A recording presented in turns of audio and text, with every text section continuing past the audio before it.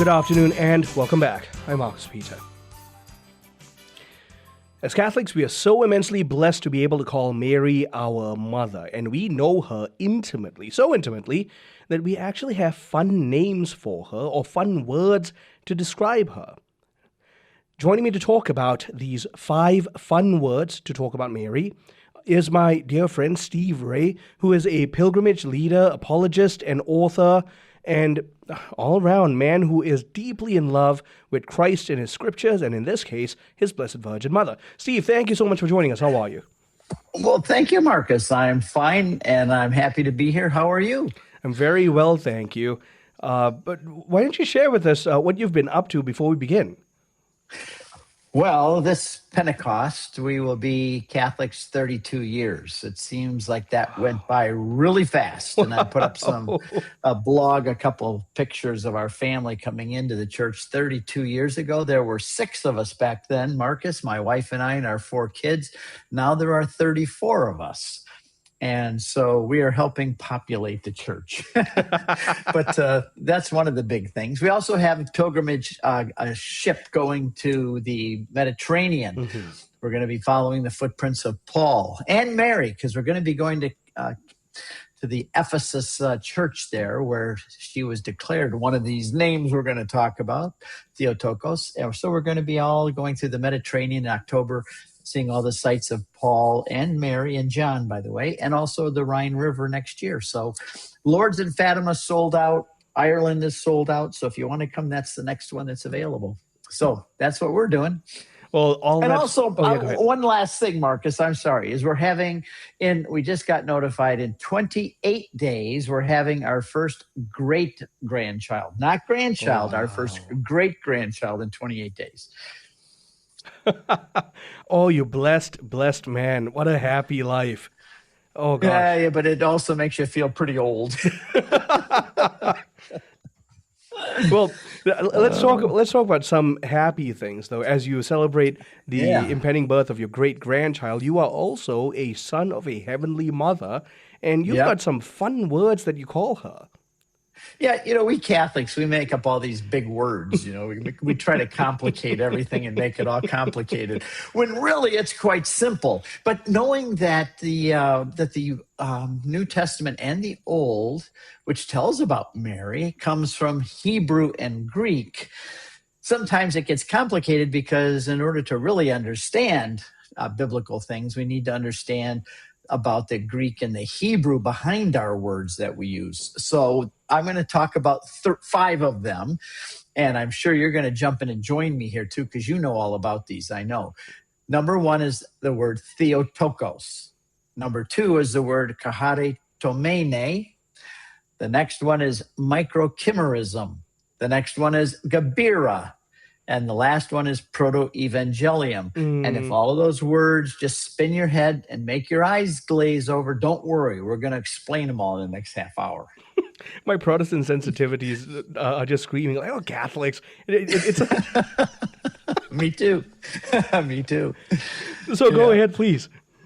Okay. Now, first of all, I quote paragraph 487 from the Catechism, because all of these things we're talking about Mary. And it says, what the Catholic faith believes about Mary is based on what it believes about Christ. So in other words, the things that we know and say and have defined about Mary are all based on Christ. Second, what it teaches about Mary illumines the faith in Christ. So Christ, it's based on Christ that we define who Mary is. But Mary, kind of flip the scale around a bit, and Mary helps illumine who Christ is. So I say that she's the moat around a castle. When we were filming Mary, Mother of God, the movie that we filmed in Israel and Palestinian areas and in Greece and Turkey, we filmed that. And I was in Jerusalem at the Tower of David, and there's a moat around it. And I'm down in the moat, and I'm yelling up to the camera. I'm saying, in order to get the king, if I want to get after the king up there, I have to first navigate this moat and crawl up the walls to get the king. But the moat keeps me from doing that. Mary is the moat around the castle of her son. In other words, the doctrines and dogmas about Mary are like a moat that protect and define who her son is. And if you think of Mary that way, that the doctrines of Mary are really more about who Jesus is than who Mary is. And that's exactly what the Catechism says there. So let's talk about the first couple of them. Sometimes when my wife and I pray the rosary, I like to mix it up a little bit. And we throw in a couple things. I always like to say the Bible verse that goes with each of the mysteries. But I also like to say sometimes when we're praying, Hail Mary, full of grace, and I skip the full of grace part, and I just say, Hail Mary, kahare tomene, the Lord is with thee. That we get into the other part, Hail Mary, I skip Mother of God. I say, Hail Mary, Theotokos, pray for us sinners now and at the hour of our death. I pray that more now that I'm getting older, by the way. You know, that part of pray for us now and at the hour of our death, because that's becoming more and more real all the time. But Theotokos, let's start with that one. It means, Theo means God, Tokos means bearer, one who bears something, carries it, or one who bears God, Mother of God. That's exactly what it is. So it does not mean, a lot of people think it means, well, so you think that Mary's the mother of the Trinity? Obviously, no. That would be ridiculous. And she's not just the mother of the humanity of Jesus. She is not the mother of the Trinity or just of Jesus. By the way, when I was a Protestant, I always say that she's the mother of Jesus. I would not say she's the mother of God. But what it does mean is that Mary gave birth to a divine person who became man through her. In other words, God, the second person of the Trinity in heaven, decided to come down and become a man. So that one person of the Trinity, the second person, came down, and through Mary, the chosen vessel, he became a human. So there you've got Jesus now is a human, but he is divine. She just gave birth to God. And that's what it means. And in John chapter 1:14, and the word became flesh. That's what it means. The word in heaven came down and became flesh. He didn't just click his fingers, click, and then become flesh. He came through the womb of a woman and took her DNA, and he was born of her as a man. And he dwelt among us. That word dwelt means tent. That's actually the Greek word tent. He took on a tent or a tabernacle. So God came down and took on a tabernacle of the flesh through Mary. So she gave birth to that divine person. That's what Theotokos and Mother of God means. And that's truly amazing, too, because there's such an allusion to Mary as the Ark of the New Covenant. So the way the Ark bore these wondrous symbols, Mary bears Jesus. And so, wow, we're already running out of time in this segment. I know. Okay, can you tease us with the next title?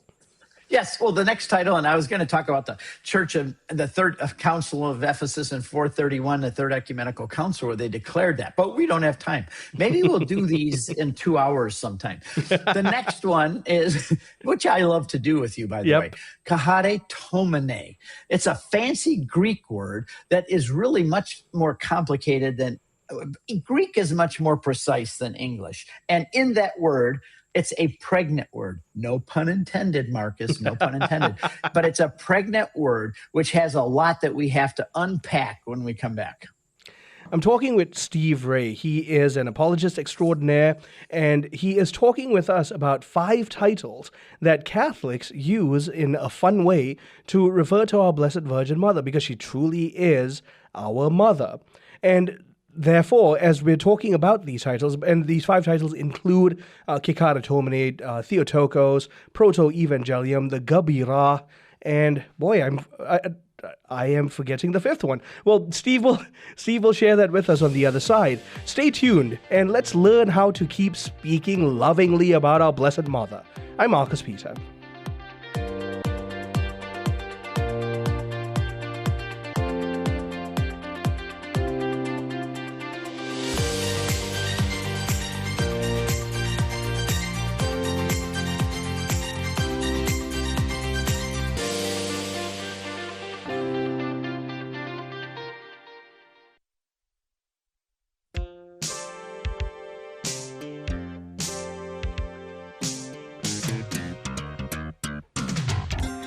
Good afternoon and welcome back. I'm Marcus Peter. I'm talking with Steve Ray, a biblical apologist extraordinaire, pilgrimage leader. Steve, you had introduced us to some of the fun words that we use to describe our Blessed Virgin Mother. Would you please refresh our memories on what all 5 of them are? Okay, Theotokos, Kahare Tomene, Microchimerism, right. Gebira, and Proto-Evangelium. We only got the first one done, Marcus, so I have to talk really, really fast. Okay, hit us with all 4. Okay, here we jump in. We're going to do 4 of them here in about 10 minutes or less. So, Kahare Tomene is a Greek word that is singular, feminine, perfect, passive, participle. I said Greek words are much more complex than English words. And first of all, it's singular, meaning it's just one person. It's passive, meaning it was done to her. And it means, the rest of it means that it is a word that has a past component and a present reality. In other words, what it really means is that it was an action completed in the past which effects still continue to the present.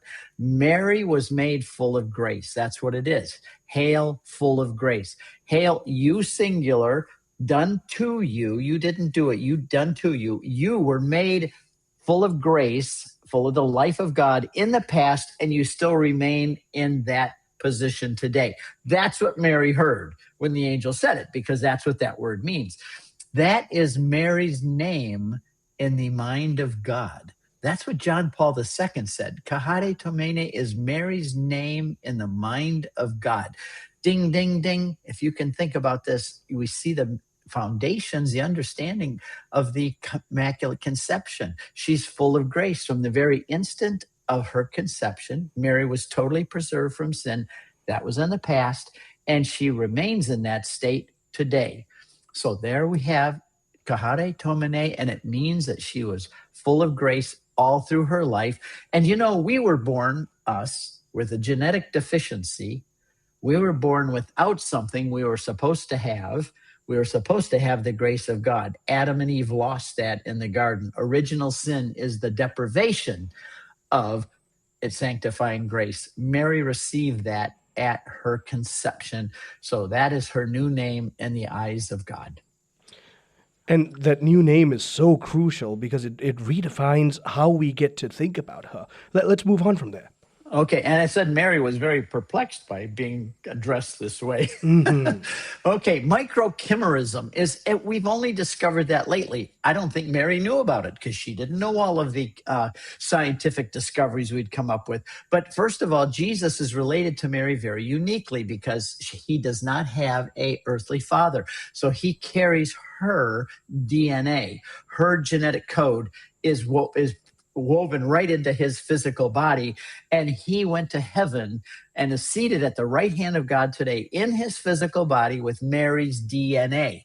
Now, let's go to the next step here. Microchimerism is when a baby is in the womb of a mother, within the placenta, there is a transfer of cells back and forth between the mother and the unborn baby, which is called microchimerism. It's the transfer of cells from the baby's body into the mother's body through the placenta. And it is the transfer of the mother's cells into the baby's cells. Now, for those who say this is just a separate thing and it's just a blob of tissue, the facts are now coming out that this is quite inaccurate. The very cells of Jesus in the womb of his mother, God made flesh, those cells migrated through the placenta into Mary. And if you look it up on Wikipedia or anywhere else, it says that they come through the cells and they establish cell lineages within the mother. And those cell lineages have been documented to multiply in the mother for several decades. So when Jesus went into heaven, some of his physical cells were still in Mary. Now, just a quick tease. Think of what that means for abortion. When a woman gets an abortion, some of her baby still remains in her. Now, let's go to the fourth, Gebira.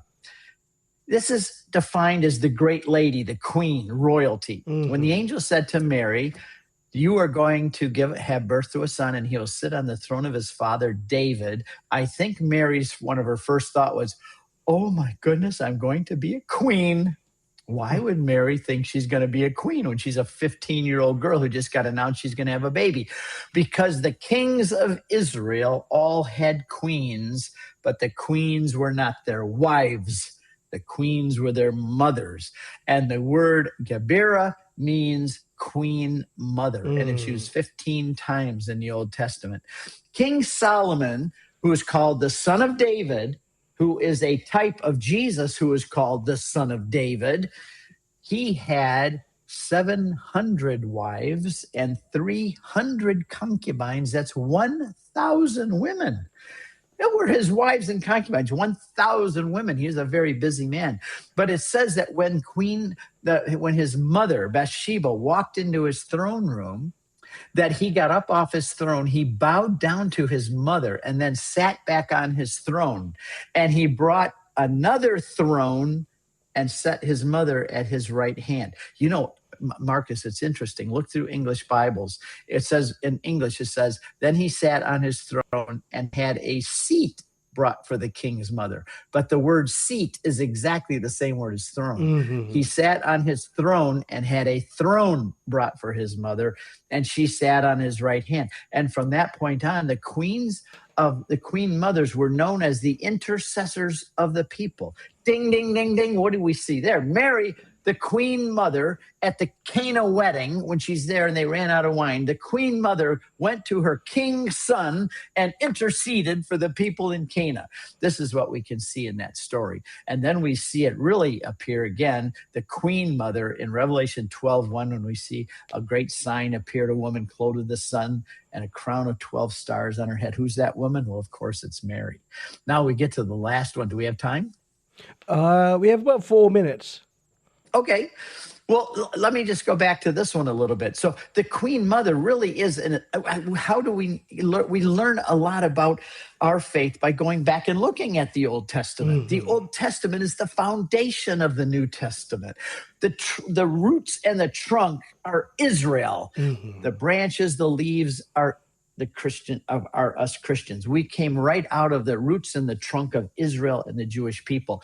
And they had queens, but the queens were always the mothers. And in my movie, Mary, Mother of God, I'm standing on the walls of Jerusalem, and you can't even see me because the camera's so far back, and it slowly, it zooms in, and there I am. And I said, here we are, where the queens were the mothers, and Mary is our queen mother. When Jesus went to heaven, he assumed his mother up and sat her at his right hand, and that's why we call her the queen mother. Okay, we only got 3 minutes left now. I've been keeping track. We have proto-evangelium, which means proto, first. Evangelium is a Greek word for good news. So when we evangelize, we tell people the good news. Proto-evangelium means the first good news. Mary is part of that first good news. In Genesis, Adam and Eve fell. They messed up everything. They twisted it. Oh my goodness, what a mess we had.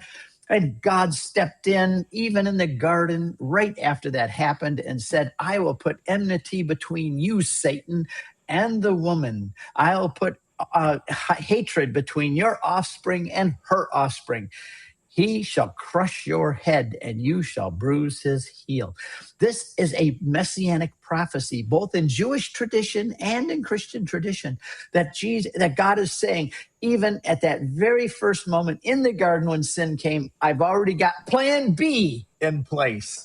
You guys screwed up plan A. So plan B is now in process, and I am going to put plan B into place, and it also involves a woman.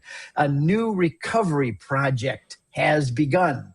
And since it was a woman who tied the knot of sin, another woman is going to untie the knot of sin, which is what the fathers of the church said over and over again.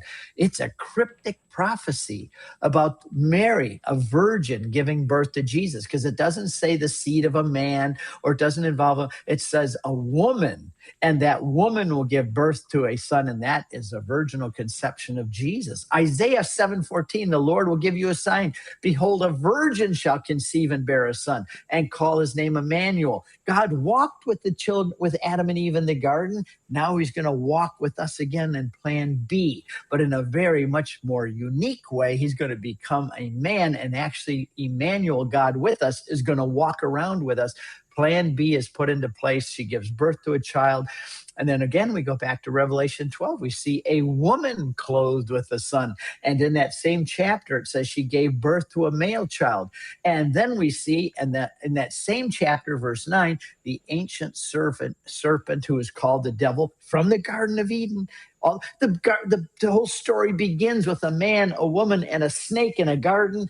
And it ends in the book of Revelation with a man, a woman, and a snake again. But now the woman is Mary, the child, the man is Jesus, and the serpent gets his head crushed. Plan B is in effect. And there we have the 5 fun facts about Mary: Theotokos, Kahare microchimerism, Gebira, and Proto-Evangelium. Steve, you did it. We did it. I was actually thinking, we could pull this off, but we'd have to truncate it. Well, thank you so much. It was so beautiful. And I have no doubt our listeners have not only learned new things, but are probably wowed by just how amazing Mary's role is in their life. Oh, yes. From Protestant perspective that both of you and I came from, we really relegated Mary to the unimportant category. We kind of put her in the back file and never paid attention to it. But boy, Catholicism, we bring her right up front. She's very important. Yeah. My guest has been Steve Ray, and he so beautifully shared with us 5 fun titles or words we can use to talk about the mother we love so much, our Blessed Virgin Mother Mary. And these are Kekari Tomene, Theotokos, and check out the entire episode to have them all out. Thank you for joining us. I'm Marcus Peter.